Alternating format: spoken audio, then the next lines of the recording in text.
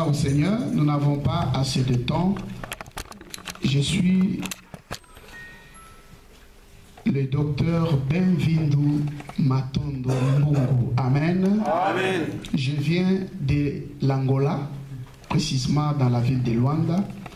Je suis le pasteur principal du ministère international Grâce Excellente. Amen. Amen. Je suis mari et père de 3 enfants. Amen. Que le Seigneur vous bénisse. Amen. Amen. Amen. Je bénis mon Dieu pour me donner cette occasion d'être parmi vous. Et je remercie aussi l'homme de Dieu et toute son équipe pour m'avoir confié cette tâche de partager avec vous la parole du Seigneur. Amen. Amen. Je sais que aujourd'hui il y a quelque chose que le Seigneur a préparé pour notre bénédiction. Amen. Amen. Parce qu'il y a toujours une surprise de Dieu lorsqu'il y a un serviteur qui vient de loin. Amen. Amen. La nouvelle qui vient de loin est toujours une bonne nouvelle. Amen. Amen. Amen. Alléluia. Amen. Ok, sans plus tarder, j'aimerais que nous puissions ouvrir nos Bibles dans les livres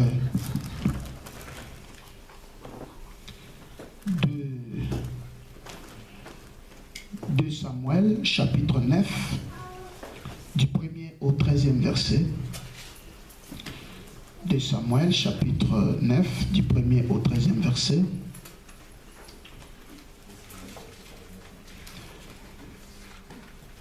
Nous lisons rapidement, faute de temps, nous ne pouvons pas perdre le temps. Je lis au nom de Jésus. Amen. David dit, reste-t-il encore quelqu'un de la maison de Saoul pour que je lui fasse du bien à cause de Jonathan?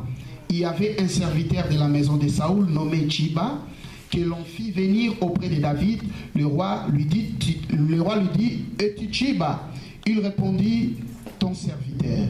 Le roi dit, n'y a-t-il plus personne de la maison de Saoul pour que j'ise envers lui de la bonté de Dieu? Et Tchiba répondit au roi, il y a encore un fils de Jonathan, perclus de pied.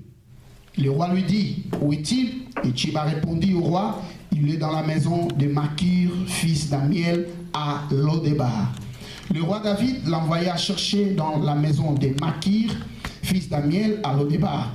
Et Méphibosheth, fils de Jonathan, fils de Saoul, vint auprès de David, tomba sur sa face et se prosterna. David dit, Méphibosheth, et il répondit, voici ton serviteur. David lui dit, ne crains point, car je vais te faire du bien. Dis avec moi, je vais te faire du bien. Je vais te faire du bien. À cause de Jonathan ton père, je te rendrai toutes les terres de Saoul ton père, et tu mangeras toujours à ma table. Dis avec moi, tu mangeras toujours à ma table. Tu mangeras toujours à ma table. Il se prosterna et dit, qu'est ton serviteur pour que tu regardes un chien mort tel que moi? Le roi appela Tchiba, serviteur de Saoul, et lui dit, je donne au fils de ton maître tout ce qui appartenait à Saoul et à toute sa maison. Amen. Amen. Répondez avec moi, je donne au fils de ton maître, Je donne au fils de ton maître tout ce qui appartenait à Saoul tout ce qui appartenait à Saoul et à toute sa maison. et à toute sa maison. Tu cultiveras pour lui les terres, toi, tes fils et tes serviteurs, et tu feras les récoltes, afin que le fils de ton maître ait du pain à manger. Et Méphibosheth, fils de ton maître, mangera toujours à ma table. Dis avec moi, mangera toujours à ma table. Mangera toujours à ma table. Or Tchiba avait 15 fils et 20 serviteurs. Il dit au roi, ton serviteur fera tout ce que le roi, mon seigneur, ordonne à son serviteur. Et Méphibosheth mangera à la table de David comme l'un des fils du roi.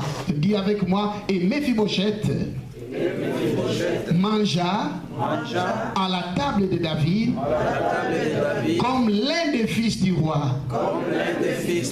Méphibosheth avait un jeune fils nommé Mika, et tous ceux qui demeuraient dans la maison de Tchiba étaient serviteurs de Méphibosheth. Méphibosheth habitait à Jérusalem car il mangeait toujours à la table du roi. Il était boiteux de 2 pieds. Amen. Amen. Alléluia. Amen. De fortes mains pour la gloire du Seigneur, pour la lecture de la parole de Dieu.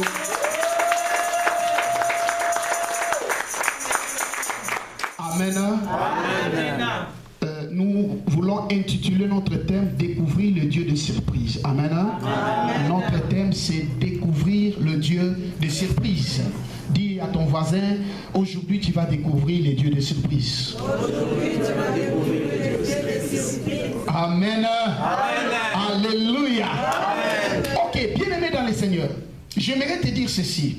Vous savez, quelle que soit la grandeur de la porte, quelle que soit la longueur de la porte, quelle que soit la profondeur de la porte, mais la faiblesse de la porte, c'est la clé. Amen. Tu n'as pas compris ce que j'ai dit. J'ai dit ceci, quelle que soit la grandeur de la porte, quelle que soit sa longueur, quelle que soit sa profondeur, sa faiblesse, c'est la clé. Amen. Lorsque tu as la clé, la porte peut être comment tu vas vaincre la porte, tu vas l'ouvrir parce que tu as la clé. Amen. Et cette parole que je t'apporte ce matin, je suis sûr que c'est une clé. C'est l'une des clés qui va ouvrir ta vie. C'est une clé qui va ouvrir toutes les portes qui semblent être difficiles à s'ouvrir dans ta vie. Amen. Et je suis sûr que pendant que nous parlons de Dieu de surprise, ce Dieu de surprise fera des surprises au moment où nous partageons la parole de Dieu. Amen. Vous savez, j'ai l'habitude, lorsque je prêche la parole, il y a quelque chose qui se passe. Amen. Amen. Il y a quelque chose qui se passe. Dieu opère le miracle. Dieu guérit les gens. Donc soyez prêts, vous serez guéris par cette parole. Soyez prêts, vous serez bénis par cette parole. Soyez prêts, vous allez découvrir comment est-ce que notre Dieu est un Dieu de surprise. Celui qui est venu malade, il sera guéri. Celui qui est venu avec des problèmes, il sera résolu. Ces problèmes seront résolus par la grâce de Dieu. Amen. Amen. Vous savez, faire la découverte d'une chose, et c'est la chose la plus importante dans notre vie. Amen. Amen. Et surtout découvrir qui est Dieu, quelle est sa manière d'agir, quelle est sa manière d'opérer dans nos vies. C'est la plus grande chose que nous désirons. Amen. Tu sais, si tu n'as pas encore compris ou découvert que le Dieu que toi tu pries est un Dieu de surprise, tu sais ce qui va arriver, tu seras combattu. Amen. Alléluia. C'est-à-dire qu'il y aura des pensées négatives contre ce Dieu-là. Parce que tu ne les connais pas comme un Dieu de surprise. Le manque de découvrir un Dieu de surprise fera en sorte que tu sois combattu par les pensées de méconfiance envers ce Dieu-là. Amen. Parce que lorsque tu auras des problèmes et que tu n'as pas la connaissance de Dieu de surprise, c'est la méconfiance qui va te combattre. Ce sont des problèmes qui vont te troubler. Mais lorsque l'on a la connaissance de Dieu de surprise, quels que soient les problèmes, tu diras que mon Dieu va intervenir, que mon Dieu va opérer, que mon Dieu va se manifester. Quels que soient les problèmes, quelles que soient les difficultés, mon Dieu est plus grand que mes problèmes. Parce que tu connais que ce Dieu est un Dieu de surprise. Vous savez, c'est encore une ignorance plus grande de ne pas savoir que le Dieu que tu pries est un Dieu de surprise. C'est un problème très sérieux de ne pas avoir la connaissance du Dieu de surprise. Amen. Amen. Vous pouvez vous perdre, vous pouvez vous disparaître lorsque vous ne connaissez pas que votre Dieu est un Dieu de surprise. Alléluia. Amen. Lorsque tu n'as pas encore découvert le Dieu de surprise, ton cœur sera menacé de manque de confiance.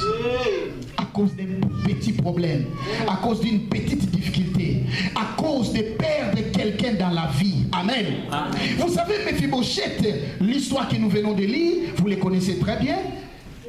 Même plus que moi, vous les connaissez très bien. Amen. Amen. Il fut le fils de Jonathan et petit-fils du roi Saoul. Amen. Amen. Ce jeune frère, Mephibosheth, il est resté orphelin, sans père. Mais il vient de la lignée royale. C'est-à-dire que, vous savez, vous pouvez devenir un fou lorsque vous savez que vous venez de la lignée royale, mais maintenant là, vous souffrez. Vous pouvez perdre tout l'espoir de la vie lorsque vous avez la connaissance de votre lignée, mais que vous ne vivez pas les privilèges de cette lignée royale. Amen. Vous pouvez facilement dire que sert ma vie? Pourquoi je suis né? Parce que je suis né dans une famille royale, mais je ne vis pas les privilèges de cette famille royale. Amen. Amen. Amen. Et il faut savoir que dans la vie, il y a des gens qui vivent, il y a des gens qui survivent. Amen. Amen. La Bible déclare que Mephibosheth n'avait même pas de pieds. Ce qui montre qu'il avait même les difficultés de faire quoi que ce soit pour sa survie. Amen. Amen. Pour qu'il puisse vivre réellement comme tout le monde. Ce n'était pas une chose facile pour lui. C'était difficile. Parce qu'il n'avait pas de pieds. Il ne pouvait pas marcher. Et en plus, il habitait un endroit où cet endroit n'était pas connu. Cet endroit n'avait pas de valeur. Parce qu'à l'époque, c'était Jérusalem. C'était la ville de Jérusalem qui avait du succès. Et lui, il habitait où? À Lodébar. À l'est du fleuve Jourdain. C'était un endroit où personne ne pouvait penser y habiter. Un endroit où personne ne pouvait avoir l'idée d'y vivre. Mais lui, il habitait là. Amen. Amen. Lui, il habitait là. Bien-aimé dans le Seigneur, quel que soit l'endroit où vous êtes, même si cet endroit est rejeté par les gens, mais c'est un endroit que Dieu rêve pour visiter quelqu'un. Alléluia. C'est un endroit où Dieu est en train de planifier pour atteindre quelqu'un. Vous savez, Dieu n'est pas influencé par l'endroit où nous habitons. Amen. Dieu n'est pas influencé par la maison où nous habitons. Amen. Dieu n'est pas influencé par la ville où nous habitons. Amen. Alléluia. Amen. Quel que soit ton endroit, le Dieu des surprises a toujours un plan. Alléluia. Un plan merveilleux pour ta vie. Amen. Je déclare que ce matin, quels que soient tes problèmes, quelles que soient tes difficultés, quel que soit là où vous habitez, il y a un Dieu de surprise qui planifie de visiter, t'atteindre pour résoudre tous tes problèmes. Amen. Vous savez, il n'y a pas seulement des problèmes en Afrique, il y a aussi des problèmes en Europe. Amen. Amen. Le même Dieu que les Africains prient, c'est le même Dieu que les Européens aussi prient. Amen. Amen.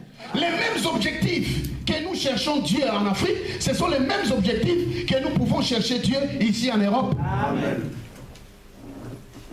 Bien que les conditions sont différentes. Amen. Amen. Ah, je savais que vous m'attendez là. Amen. Oui, les conditions sont différentes. Mais il reste le même Dieu. Amen. Capable de visiter le peuple africain et le peuple européen. Amen. Alléluia. Amen. Et aussi longtemps que nous vivons dans le monde, chacun a des problèmes à son niveau et liés à l'endroit où il vit. Amen. Amen. C'est-à-dire que les Africains ont leurs problèmes liés là où ils sont, et nous aussi nous avons nos problèmes par rapport à l'endroit où nous sommes. Amen. Et si les Africains cherchent Dieu pour répondre à leurs préoccupations, résoudre leurs problèmes, nous aussi nous avons besoin de chercher Dieu pour répondre à nos préoccupations et résoudre aussi nos problèmes à notre niveau. Amen. Alléluia. Amen. Plus il vivait à l'au-débat, plus il perdait l'espoir. Plus il vivait en étant boité, plus il n'avait plus quoi faire. Mais il y a un Dieu qui était capable de localiser une personne dans un endroit où les gens ne pensent pas, de localiser une personne à un endroit où personne pense, où personne n'a l'idée. Vous savez, lorsque quelqu'un est rejeté, il perd tout l'espoir. Mais cependant, notre Dieu est celui qui ramasse celui qui est rejeté. Alléluia. Alléluia. Et qu'est-ce qui est arrivé? Un jour, le Seigneur a touché le cœur de son serviteur David. Et David va demander, dans la maison du roi Saoul, dans la famille de Jonathan, y a-t-il pas quelqu'un qui est resté pour que je lui fasse du bien? Amen. Il a appelé l'un des plus anciens serviteurs du roi Saoul, au nom de Tchiba. Est-ce qu'il n'y a pas quelqu'un qui est resté? Je sais que tous sont morts, mais toi tu dois avoir l'idée. Alléluia. Amen.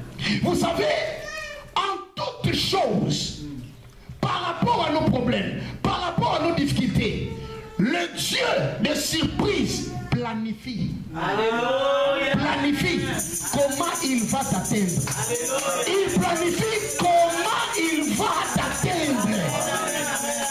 Quel que soit l'endroit où vous êtes, même si vous êtes plus loin de Jérusalem, même si vous êtes là où les trains, les trams, les bus, les taxis, les voitures n'arrivent pas, lui il planifie comment il va t'atteindre. C'est pourquoi le plan de Dieu est plus fort que le plan des hommes. Alléluia. Qu'est-ce qui est arrivé? Dieu commence à utiliser son serviteur David. Vous savez David c'est qui? David c'est un instrument que Dieu a préparé pour te surprendre. Alléluia. Alléluia. C'est-à-dire que David est un élément surprise de Dieu. David comme étant un élément surprise de Dieu, Dieu va utiliser son cœur. Vous savez, les éléments surprises de Dieu, Dieu utilise leur cœur. Alléluia. Vous savez, même si tout le monde te rejette, tout le monde ne t'aime plus, tout le monde ne veut plus de toi, il y a quelqu'un que Dieu va toucher les cœurs. Il y a quelqu'un que Dieu va utiliser son cœur. Alléluia. Vous savez, dans le cœur de l'homme, il y a une partie bonne et il y a une partie mauvaise. Et Dieu va toucher la partie bonne. Et cette partie bonne-là, qui travaille dans l'homme pour faire quelqu'un du bien, c'est cette partie que Dieu va utiliser pour que toi tu sois visité. Alléluia. David était un élément surprise de Dieu. Je sais que dans tes difficultés, dans tes problèmes, il y a un élément surprise que Dieu prépare. Il y a un élément surprise que le Seigneur prépare pour que tu sois visité par lui. Amen. Amen. Mais Dieu n'utilise pas seulement des éléments surprises. Il va encore utiliser quelqu'un que nous avons découvert dans les textes. Le plus ancien des serviteurs de Saoul, au nom de Tchiba. Tchiba, pour moi, je l'ai compris ici comme un canalisateur. Amen. Alléluia. C'est-à-dire, quelqu'un qui va se servir des canaux pour que toi tu sors de l'eau de bar pour arriver à Jérusalem. Dieu utilise ces deux genres de personnes, des éléments surprises et des canaux. canalisateurs. Amen. Oh, que je prie enfin que tes canalisateurs,